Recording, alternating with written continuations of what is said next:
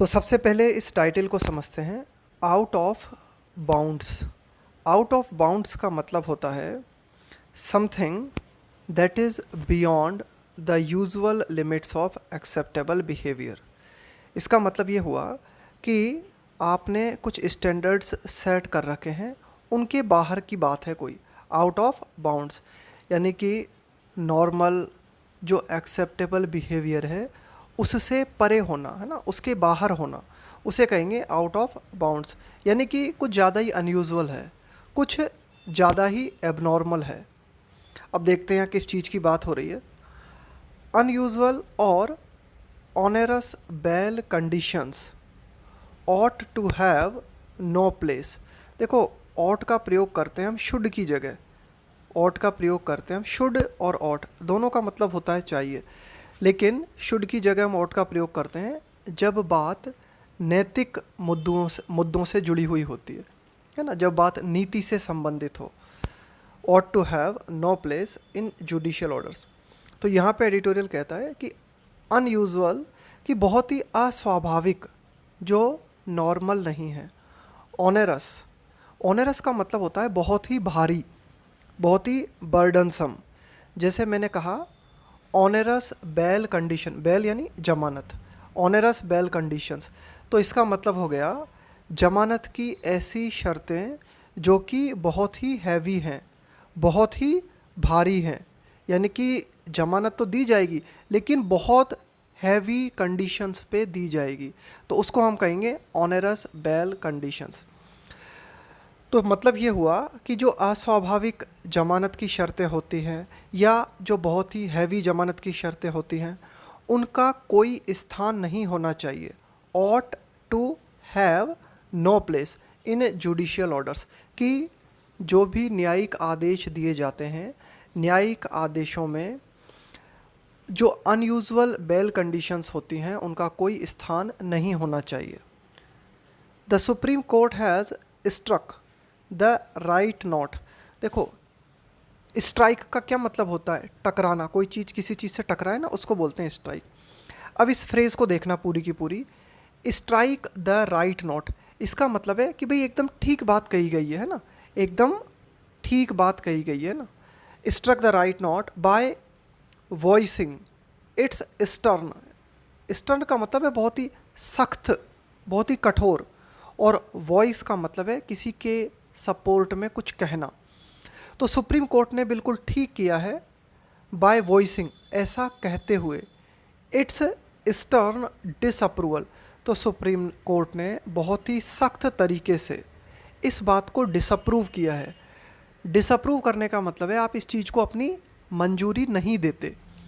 Of the tendency, तो एक tendency हमें देखने को मिलती है, उस टेंडेंसी को सुप्रीम कोर्ट ने जो है नामंजूर किया है।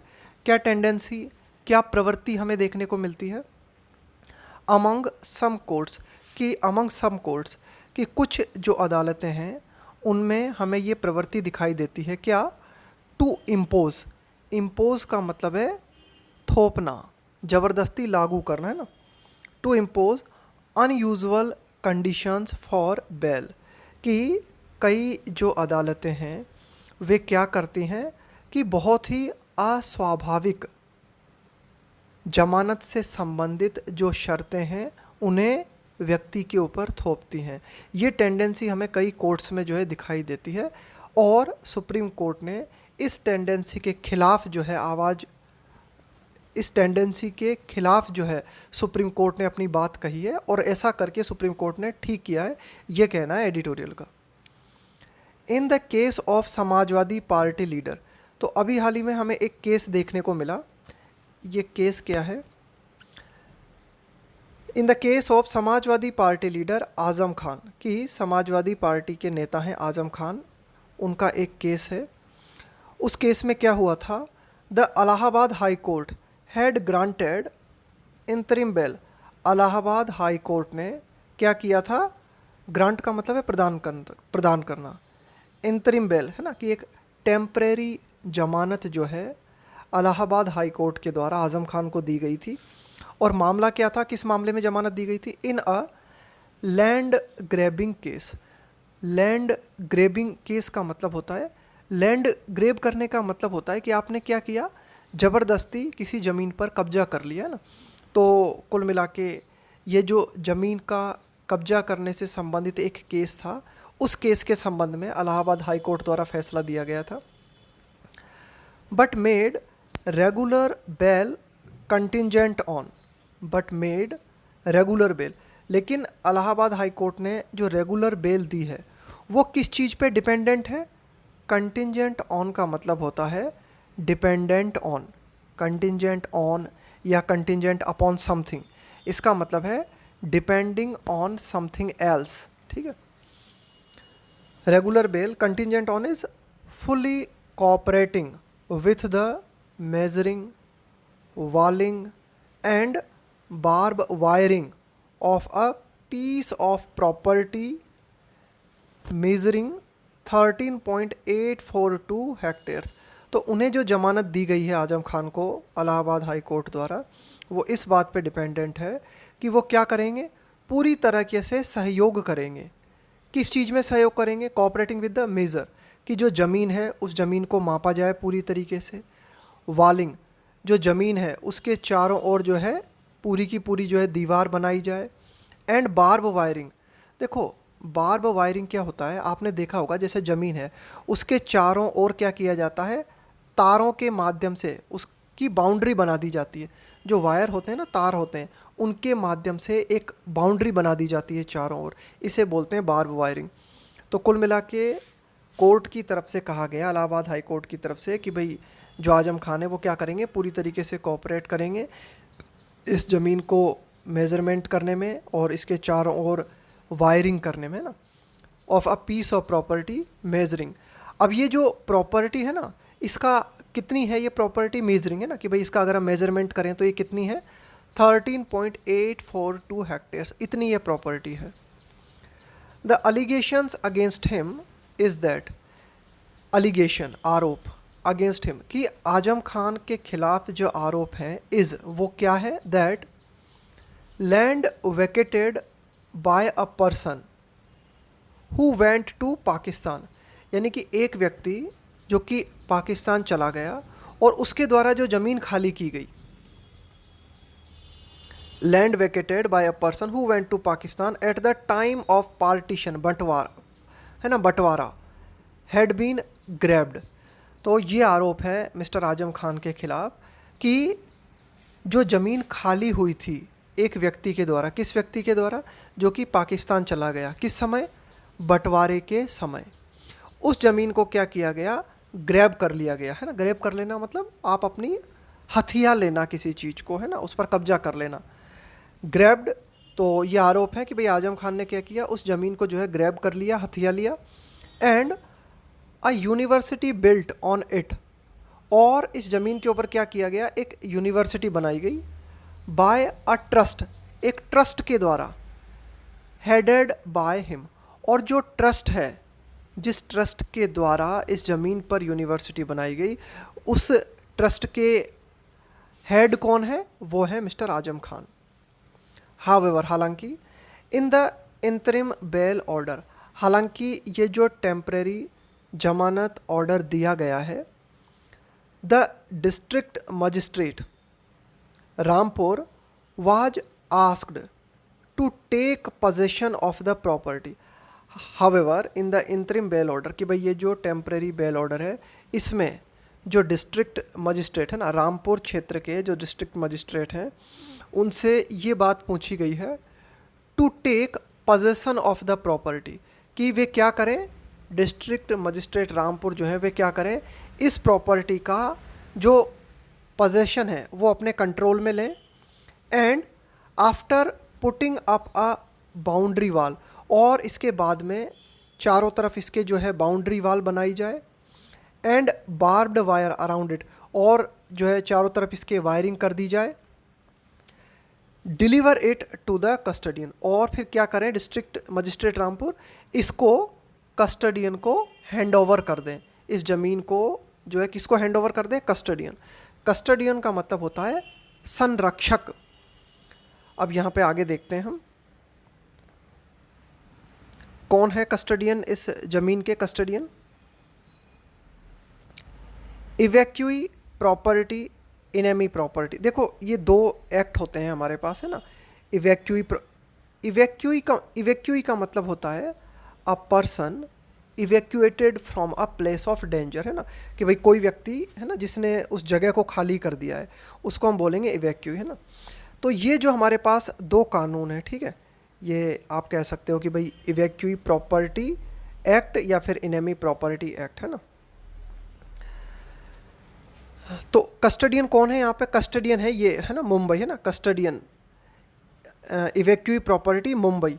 तो कुल मिला के ये जब तक मामला फाइनल नहीं हो जाता तब तक क्या किया जाए, जो डिस्ट्रिक्ट मजिस्ट्रेट रामपुर हैं वे इस ज़मीन का कंट्रोल जो है लें, और इसके चारों ओर बाउंड्री वाल करने के बाद में, बार्ब्ड वायरिंग करने के बाद में इस ज़मीन को किसे दे दिया जाए? कस्टडियन मुंबई को दे दिया जाए। The top court had taken exception to the proclivity among some judges. The top court, यहाँ top court कहा गया है सुप्रीम कोर्ट को, had taken exception यानी कि अपवाद के रूप में लेना। अब देखो सुप्रीम कोर्ट ने जो है इस तरह का अपवाद प्रदर्शित किया है टू द proclivity। proclivity का मतलब होता है टेंडेंसी, रुझान, अमंग सम जजेस, कि कुछ जो न्यायाधीश हैं उनमें एक टेंडेंसी देखने को मिलती है टू वेंचर। देखो वेंचर का मतलब होता है कोई बोल्ड कदम उठाना, कोई साहसिक कदम उठाना, है ना। टू वेंचर है ना, कोई एक्टिविटी को अंजाम देना। To venture beyond the confines. Confines का मतलब है यहाँ पे लिमिटेशंस, है ना, उसको आप कहोगे कन्फाइंस, है ना। Beyond the, to venture beyond the confines of a given case, कि कई जजेस में ये टेंडेंसी देखने को मिलती है कि जो पर्टिकुलर केस उन्हें दिया गया है उसकी जो लिमिटेशंस हैं उसके, उन लिमिटेशंस के बाहर जाके वे जो है एक्शन लेते हैं कई जजेस, ठीक है। एंड इम्पोजिंग, इम्पोज का मतलब है ज़बरदस्ती लागू करना या थोपना, और ये जजेस क्या करते हैं? इम्पोज कर देते हैं ना, लगा देना।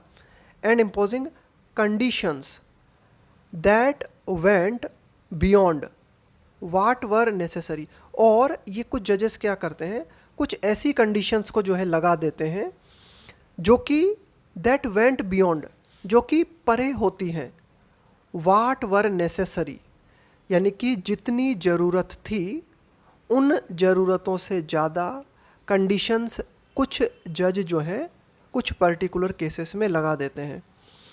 To ensure what were necessary to ensure the presence or attendance of an accused during the trial। देखो जब बेल दी जाती है तो कुछ कंडीशंस क्यों लगाई जाती हैं ना, वो इस बात को सुनिश्चित करने के लिए। किस बात को सुनिश्चित करने के लिए? द प्रेजेंस, उपस्थिति, है ना, अटेंडेंस, उपस्थिति, ऑफ एन अक्यूज्ड, की जो आरोपी है, ट्रायल का मतलब है सुनवाई, कि आरोपी जो है वो सुनवाई के दौरान उपस्थित हो, है ना। तो बस इसलिए जो है कुछ कंडीशंस लगाई जाती हैं। लेकिन कई बार हमें क्या देखने को मिलता है, एक टेंडेंसी जो है जजेस में देखने को मिलती है कि जितनी कंडीशंस ज़रूरत होती हैं, कि भाई जितनी कंडीशंस की ज़रूरत है उससे ज़्यादा कंडीशंस जो है आरोपी के ऊपर जो है लगा दी जाती है। तो ये एक टेंडेंसी हमें जजेस में दिखाई देती है, लेकिन इसके उलट काम किया है सुप्रीम कोर्ट ने, है ना। The Supreme Court had taken exception to the proclivity among some जजेस। तो सुप्रीम कोर्ट ने कहा है कि भाई ऐसा ज़रूरी नहीं है कुल मिला के कि भाई ज़्यादा अननेसेसरी कंडीशंस लगाना ज़रूरी नहीं है। It is fairly well established. अब ये बात है ना बिल्कुल अच्छी तरीके से स्थापित है that conditions for grant of bail have specific objectives, कि जो जमानत प्रदान करने के लिए जो कंडीशंस लगाई जाती हैं उनके कुछ विशिष्ट उद्देश्य होते हैं। क्या उद्देश्य होते हैं, क्यों लगाई जाती है जमानत के दौरान कंडीशंस? प्रिवेंटिंग द अक्यूज्ड, रोकना, कि जो आरोपी है उसे रोकना, फ्रॉम फ्लीइंग, फ्ली का मतलब है फरार हो जाना, जस्टिस, कि आरोपी न्याय से फरार ना हो सके, यानी कि जो जस्टिस प्रोसेस है उससे व्यक्ति भाग ना सके। एक तो ये कारण होता है जिसके कारण बेल देते वक्त कंडीशंस लगाई जाती हैं। एंड आगे देखते हैं, दूसरी बात है एंड प्रेक्लूडिंग। प्रेक्लूड का मतलब भी होता है प्रिवेंट, है ना, रोकना। एनी स्कोप का मतलब है गुंजाइश। फॉर टेम्परिंग विथ, टेम्पर के साथ में विथ प्रीपोजिशन आता है, और टेम्पर विथ का मतलब होता है छेड़छाड़ करना, जैसे सबूतों से छेड़छाड़ करना। टेम्परिंग विथ एविडेंस और इन्फ्लुएंसिंग विटनेसेस। तो देखो ये कारण होते हैं जिसके चलते जमानत देते वक्त कुछ कंडीशंस लगाई जाती हैं। एक तो व्यक्ति जो है न्यायिक प्रक्रिया से बच के भाग ना सके। दूसरा, रोकने के लिए any scope for tampering with evidence, कि व्यक्ति जो है वह सबूतों के साथ किसी भी तरह की छेड़छाड़ न कर सके, या विटनेसेस या फिर जो गवाह हैं उन्हें किसी तरह से प्रभावित ना कर सके। इसलिए ये कंडीशंस जो है लगाई जाती हैं।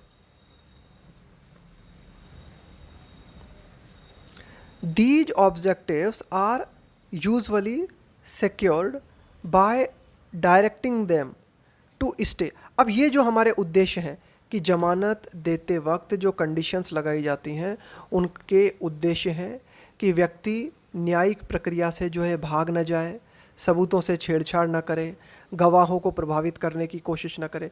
ये जो हमारे ऑब्जेक्टिव्स हैं ये जनरली जो है सुरक्षित हो जाते हैं बाय डायरेक्टिंग देम, कि जब आप आरोपी को ये निर्देश दे देते हो टू स्टे। टू स्टे का मतलब है बने रहना। इन अ पर्टिकुलर प्लेस, कि जब एक पर्टिकुलर आरोपी को एक पर्टिकुलर जगह में बने रहने का निर्देश दिया जाता है। एंड आस्किंग देम, और उससे ये कहा जाता है to record their presence before a police officer और a court at a specified frequency, कि जब आरोपी व्यक्ति को कहा जाता है कि वे क्या करें, अपनी उपस्थिति जो है रिकॉर्ड करें, उसे दर्ज कराएं किसी पुलिस ऑफिसर के सामने या फिर किसी कोर्ट के समक्ष। वे जो है एट अ स्पेसिफाइड फ्रिक्वेंसी, कि लगातार एक रेगुलर इंटरवल पे जो आरोपी व्यक्ति है वो किसी पुलिस ऑफिसर के समक्ष, किसी थाने में या फिर किसी अदालत के समक्ष जो है रेगुलर टाइम पे उपस्थित हो। तो ये उद्देश्य हमारे पूरे हो जाते हैं ना, कि भाई ठीक है कि व्यक्ति जब रेगुलर नियमित अंतराल पे थाने आ रहा है या फिर अदालत आके अपनी उपस्थिति दे रहा है, तो ये मानते हैं कि भाई ठीक है व्यक्ति जो है भागने की कोशिश नहीं कर रहा है न्यायिक प्रक्रिया से। Courts are normally not expected, कि जो अदालतें हैं जनरली उनसे ये उम्मीद नहीं की जाती टू इम्पोज। इम्पोज का मतलब है लागू करना, है ना, थोपना। एनी कंडीशन दैट में इम्पिंज ऑन। देखो इम्पिंज ऑन का मतलब होता है, इम्पिंज के साथ में ऑन प्रीपोजिशन हमें देखने को मिलता है। इम्पिंज ऑन का मतलब है नेगेटिवली किसी चीज़ को प्रभावित करना, है ना, प्रतिकूल रूप से किसी चीज़ को प्रभावित करना। तो अदालतों से ये उम्मीद नहीं की जाती आमतौर पे कि वे जो है कुछ ऐसी कंडीशंस थोपें, कुछ ऐसी कंडीशंस लागू करें जो कि निगेटिवली अफेक्ट कर सकती हैं other freedoms of the accused, कि जो आरोपी है उसकी जो अन्य स्वतंत्रता है उन स्वतंत्रताओं पर प्रतिकूल प्रभाव पड़े। इस तरह की कंडीशंस आम तौर पे कोर्ट्स के द्वारा नहीं लगाई जाती। और बी का मतलब है यहाँ पे होना, टू ऑनरस, बहुत ही ज़्यादा कष्टप्रद, है ना। ऑनरस का मतलब है बहुत ही हैवी, बहुत ही बर्डनसम। फॉर कॉम्प्लायंस, कॉम्प्लायंस का मतलब है अनुपालन। अनुपालन का मतलब है किसी चीज़ को फॉलो करना। या फिर ऐसी कंडीशंस भी कोर्ट्स के द्वारा आमतौर पर नहीं लगाई जाती जिनको फॉलो करना आरोपी व्यक्ति के लिए बहुत ही हैवी हो, है ना। ऐसी कंडीशंस भी कोर्ट्स के द्वारा नहीं लगाई जाती जो कि आरोपी व्यक्ति की अन्य जो स्वतंत्रताएं हैं उन पर नकारात्मक असर डाले। आगे देखते हैं। इट इज़ नॉट अनकॉमन, देखो यहाँ पे आ रहा है नॉट और यहाँ कॉमन के आगे आपने लगा दिया अन। तो जब दो बार नेगेटिव शब्द आ जाते हैं तो ये क्या हो जाता है, सेंटेंस हमारा पॉजिटिव हो जाता है। अब देखना क्या लिखा हुआ है, it is not uncommon for bail. इसका मतलब ये हुआ कि बेल जो दी जाती है जमानत उसके लिए ये बात बहुत ही कॉमन है ना। इट इज़ नॉट अनकॉमन का मतलब है कि भाई ये अनकॉमन नहीं है, यानी कि ये बात बहुत ही कॉमन है। For it is not uncommon for bail for bail courts to add some unusual conditions in some cases, कि भाई ये बात भी कॉमन है कि ये जो बेल दी जाती है कोर्ट्स के द्वारा, तो वो क्या करते हैं, कभी कभी कुछ अनयूजुअल कंडीशंस जो है ऐड कर देते हैं कुछ केसेस में, ठीक है। Being asked to do a spell of community service. Being asked का मतलब है पूछा जाना। कभी कभी क्या होता है, कोर्ट्स के द्वारा बेल ऑर्डर देते वक्त जो आरोपी व्यक्ति है उससे ये बात कही जाती है क्या, टू डू अ स्पेल। देखो यहाँ पे स्पेल है ना, to do a spell of something. यहाँ पे स्पेल का मतलब है कि भाई मात्रा किसी चीज़ की, है ना, कि भाई है ना किसी चीज़ की एक मात्रा, है ना। To do a spell of community service, जैसे मान लो कभी कभी क्या होता है, कोर्ट के द्वारा आरोपी व्यक्ति से कहा जाता है कि वह कम्युनिटी सर्विस करे, यानी कि समुदाय की जो है सेवा करे। इसके बाद देखो, है ना, अपोलोजाइजिंग टू विक्टिम्स, कि जो पीड़ित व्यक्ति हैं उनसे जो है क्षमा मांगे। Reading a moral treatise, treatise का मतलब होता है ग्रंथ, और है ना, तो या कभी कहा जाता है उस आरोपी व्यक्ति को कि वो क्या करे, नैतिक ग्रंथ पढ़े। और chapters from Mahatma Gandhi autobiography, या फिर महात्मा गांधी की जो आत्मकथा है उसके कुछ चैप्टर्स हैं, उन्हें पढ़ने के लिए आरोपी व्यक्ति से कहा जाता है। आर सम रिसेंट एग्जाम्पल्स, ये कुछ नवीनतम उदाहरण हैं हमारे पास, है ना, कि ऐसा करने के लिए भी कोर्ट्स के द्वारा आरोपी व्यक्ति को कहा जाता है ना, कि ये इस तरह की कुछ कंडीशंस व्यक्ति पे लगाई जाती हैं। उदाहरण के तौर पर 2020 में मध्य प्रदेश हाई कोर्ट के द्वारा जो है ऑर्डर दिया गया था एक व्यक्ति को। ये व्यक्ति जो था आरोपी था, अक्यूज्ड के साथ में हम लगाते हैं ऑफ, यानी कि आप किस चीज़ के आरोपी हो। अक्यूज्ड ऑफ मॉलेस्ट, देखो मॉलेस्ट का मतलब होता है छेड़छाड़ करना, अ वीमेन। तो 2020 में मध्य प्रदेश हाई कोर्ट के द्वारा एक व्यक्ति जो कि एक महिला के साथ छेड़छाड़ करने का आरोपी था, उस व्यक्ति को मध्य प्रदेश हाई कोर्ट ने ऑर्डर दिया टू विजिट द विक्टिम, कि ये व्यक्ति क्या करे, जो पीड़ित महिला है ना, उसको विजिट करे एट होम, है ना, कि उसके घर जाए, एंड एग्री टू हर, और इस बात पर एग्री हो, इस बात पे सहमत हो, टाइंग अ राखी, यानी कि वह महिला जिसके साथ छेड़छाड़ की गई है उससे वो राखी बंधवाए, ये बात कही गई थी, है ना। And agree to her tying a rakhi, कि वह व्यक्ति जिसने महिला के साथ छेड़छाड़ की थी वो क्या करे, उस महिला के, वो जो पीड़ित है महिला, उससे इस बात पर एग्री हो कि भाई ठीक है मैं तुझसे राखी बंधवाऊंगा, ठीक है। अ कंडीशन, अब ये इस तरह की जो कंडीशन थी, दैट अपाल्ड, अपाल्ड का मतलब है बिल्कुल आश्चर्य में डाल देना, बिल्कुल आश्चर्यचकित कर देना, मुंह खुला रह जाए आपका। द सुप्रीम कोर्ट, तो ये जो कंडीशन थी, इस कंडीशन ने सुप्रीम कोर्ट को बिल्कुल भौचक्का कर दिया, है ना, आश्चर्य में डाल दिया। विच डिनाउंस्ड, देखो विच यहाँ पे आया है सुप्रीम कोर्ट के लिए, डिनाउंस का मतलब होता है त्याग देना किसी चीज़ को, है ना। Which denounced the attempt to convert a molester into a brother by judicial mandate. तो सुप्रीम कोर्ट ने क्या किया, इस बात को बिल्कुल त्याग दिया। किस बात को त्याग दिया, इस प्रयास को, किस प्रयास को, to convert a molester into a brother. Convert का मतलब है बदलना, कि एक छेड़छाड़ करने वाला जो व्यक्ति है उसे आप एक भाई में परिवर्तित करने की कोशिश कर रहे हो, है ना, बाय जुडिशियल मैंडेट, कि न्यायिक आदेश के द्वारा, यहाँ मैंडेट का मतलब है आदेश, कि न्यायिक आदेश के द्वारा एक मॉलेस्टर को ब्रदर में परिवर्तित करना, ये जो बात थी, इस बात को सुप्रीम कोर्ट ने जो है त्याग दिया।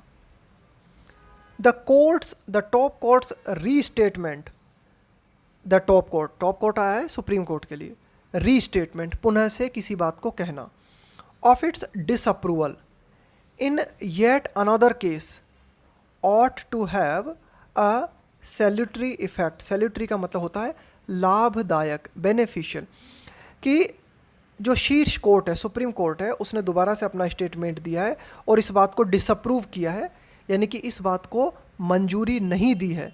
इन येट अनदर केस, एक और केस में, ऑट टू हैव, इसके माध्यम से क्या होना चाहिए, एक लाभदायक प्रभाव देखने को मिलना चाहिए ऑन कोर्ट्स बिलो, यानी कि जो नीचे की कोर्ट्स हैं उन कोर्ट्स पर जो है एक लाभदायक असर सुप्रीम कोर्ट के रिसेंट ऑर्डर का देखने को मिलना चाहिए। सिमिलरली, इसी तरह से unusually harsh oral observations, unusually है ना, कि मतलब जो अनयूजुअल है ना, कि भाई यूजुअल का मतलब है जो बिल्कुल सामान्यतया आपको देखने को मिलता है ना, अनयूजुअली यानी कि जो नॉर्मली आपको देखने को नहीं मिलता। हार्श का मतलब है बहुत ही सख्त, बहुत ही कठोर। ओरल, मौखिक। ऑब्जर्वेशंस, कि भाई जो मौखिक ऑब्जर्वेशन का मतलब है कि भाई आपने क्या ऑब्जर्व किया, क्या निरीक्षण किया, क्या देखा आपने इस पूरे की पूरे मामले में। And the inclusion of personal opinions in judicial orders are also not unknown. अब देखो यहाँ पर फिर नॉन के आगे अन लगा दिया और एक और नोट आ गया, तो नोट आ गया यहाँ पे नेगेटिव और नॉन के आगे अन लगा दिया, डबल नेगेटिव, तो फिर हो गया पॉजिटिव वाक्य, है ना। तो ये बात भी बहुत ही नॉन है, ये बात भी जो है हमें देखते हैं कि क्या, कि कई बार हमें क्या देखने को मिलता है कि जो जुडिशियल ऑर्डर दिया जाता है ना, उसमें जो है कई बार क्या किया जाता है कि बहुत ही सख्त मौखिक टिप्पणियाँ की जाती हैं, या फिर इंक्लूजन ऑफ पर्सनल ओपिनियंस, या फिर व्यक्तिगत जो राय है वो राय जो है जुडिशियल ऑर्डर्स के दौरान दी जाती है ना, तो ये भी जो है इतनी ज़्यादा ठीक नहीं है, ठीक है।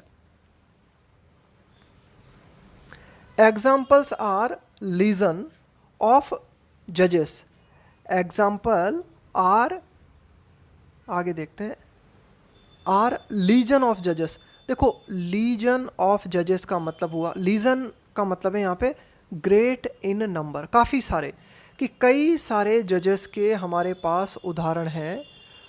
वेड इनटू, देखो वेड इनटू का मतलब होता है कि भाई आप क्या करते हो, एक पर्टिकुलर चीज़ को करना शुरू कर देते हो बिना विचारे, without thinking about it carefully, है ना। तो आप क्या करते हो, एक फोर्सफुल वे में किसी चीज़ को जो है करना शुरू कर देते हो, उसे हम कहेंगे वेड इनटू। बिना ठीक तरह से विचारे कुछ करना शुरू कर देना, उसे कहेंगे वेड इनटू।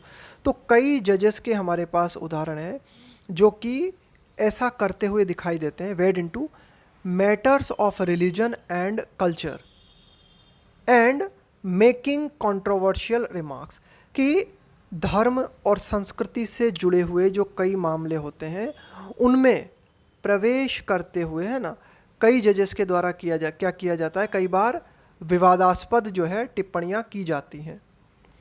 वाइल, जबकि शार्प ऑब्जर्वेशंस, कि भाई तीव्र रूप से जो है निरीक्षण करना किसी मामले का, है ना, शार्प ऑब्जर्वेशन, या तीव्र रूप से जो है टिप्पणी करना, है ना, बहुत ही सख्त वे में जो है एक टिप्पणी करना।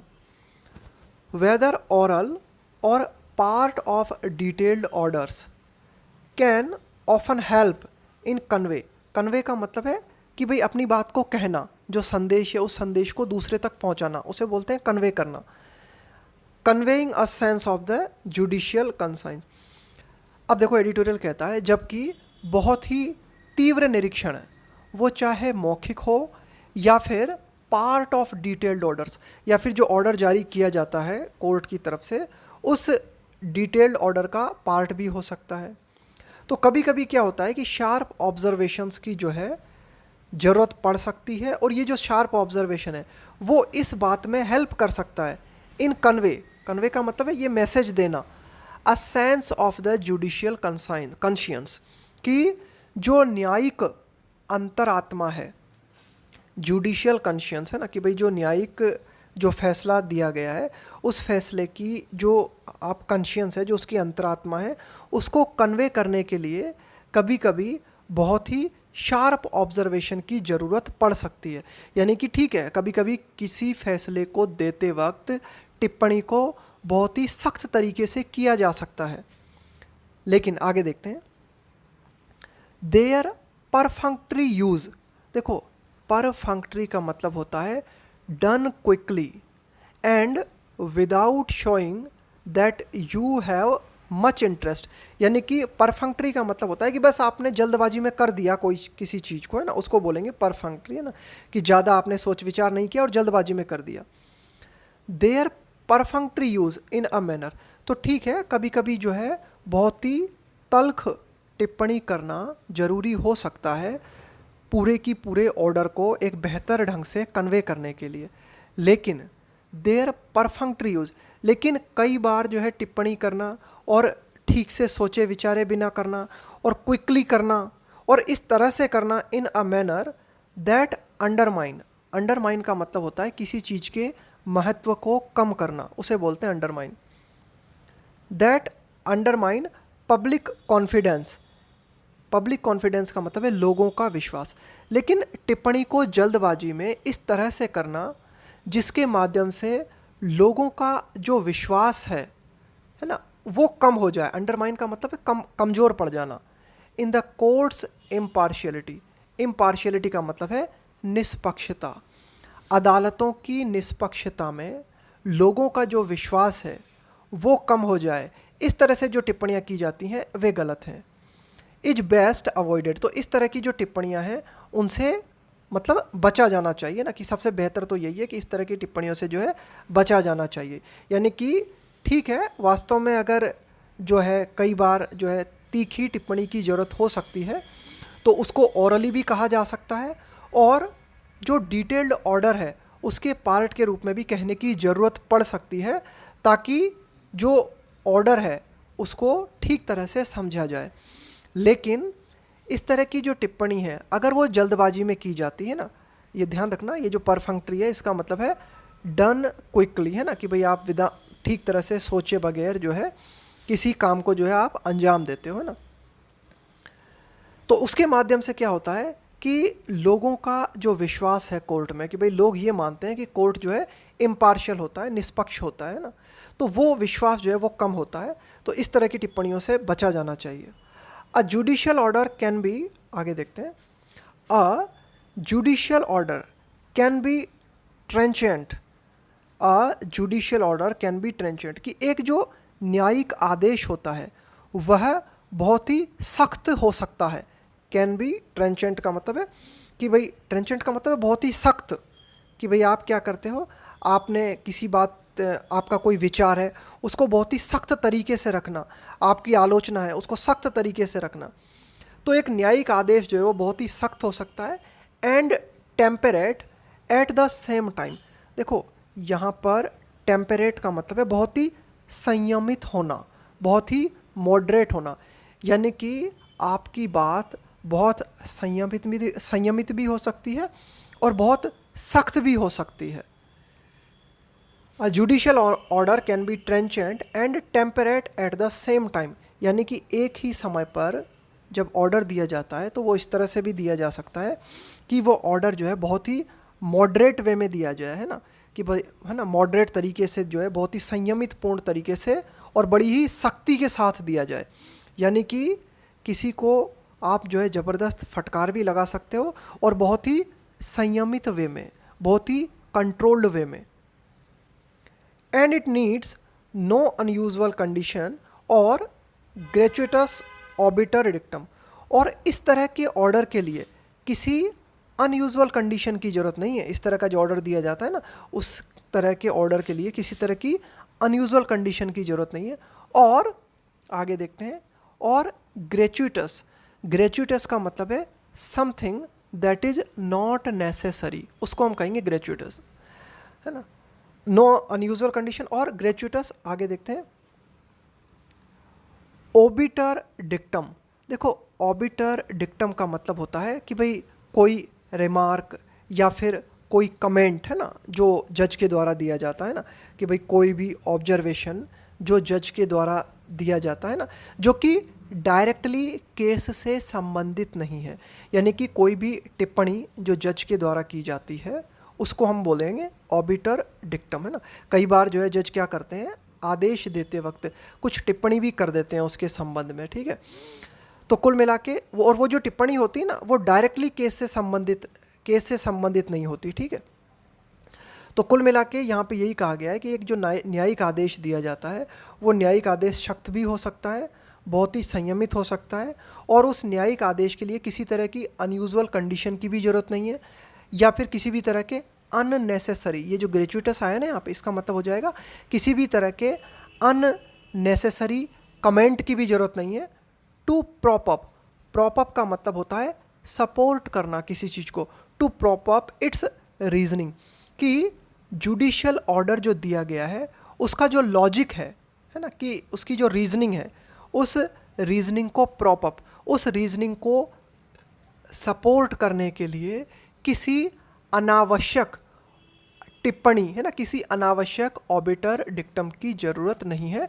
जुडिशियल ऑर्डर अपने आप में बहुत ही सख्त तरीके से और बहुत ही संयमित तरीके से जो है दिया जा सकता है।